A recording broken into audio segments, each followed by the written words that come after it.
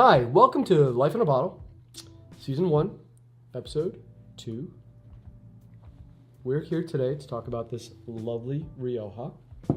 I'm Mitch, this is Elliot, this is Cody, and when I say we're going to talk, Cody's going to do most of the talking because, should I mention, like this is probably one of your top three. Favorite producers in the whole world.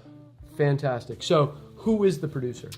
So this is Lopez De Heredia. This is their Reserva wine from the Bosconia vineyard of the 2006 vintage.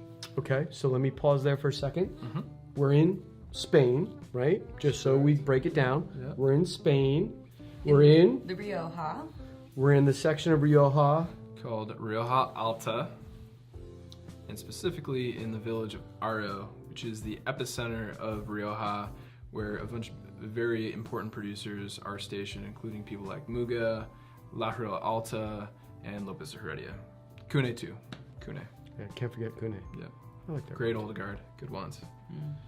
So, a little history about Lopez? Yeah, so the winery opened in 1877, and they have kind of stuck to their guns as far as tradition goes. These are traditional Riojas, meaning that they're aged in American oak barrels, which is the old school way.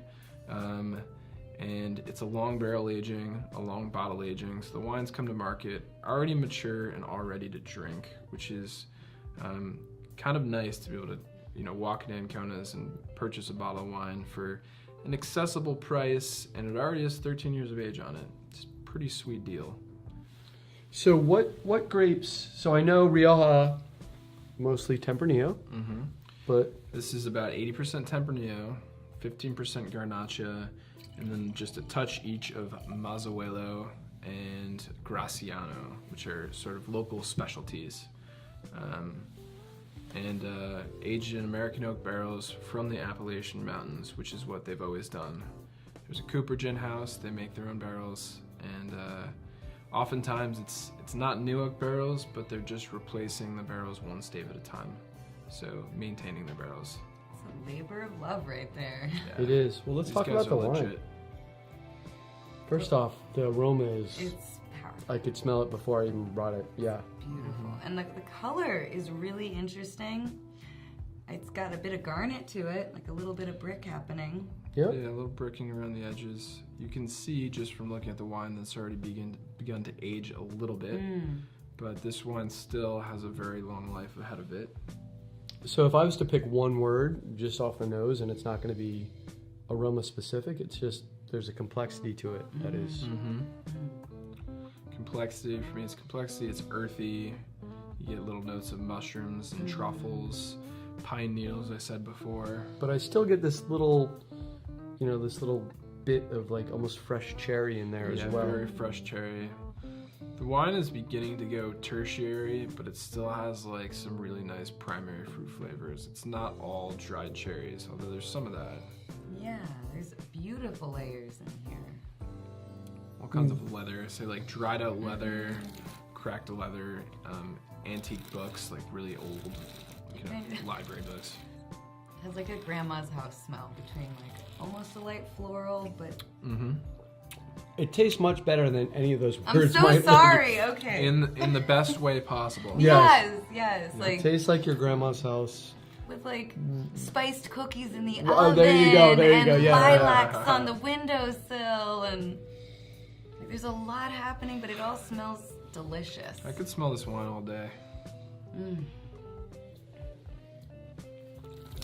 So in the grand scheme of Lopez De Heredia, this is their intermediate bottling. They make a Crianza from Cabillo Vineyard, and then two versions of Bosconia. This is the Reserva, and then they also make a big boy wine called the Gran Reserva. Current vintage of the Gran Reserva is 1995, so pretty special stuff. And this is the 2006, which is impeccably ready to drink right now, but could age for, as I said, a very long time. Probably longer than you can hold on to it.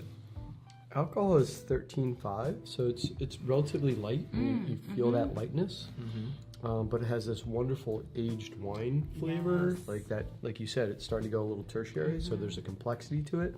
You still have some fruit there, some bright fruit, but yeah, I definitely get some of that tobacco some of that leather type of thing.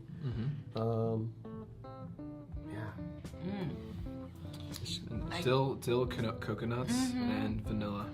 Yeah. Yep. No, Yeah, that 100%. American oak is singing.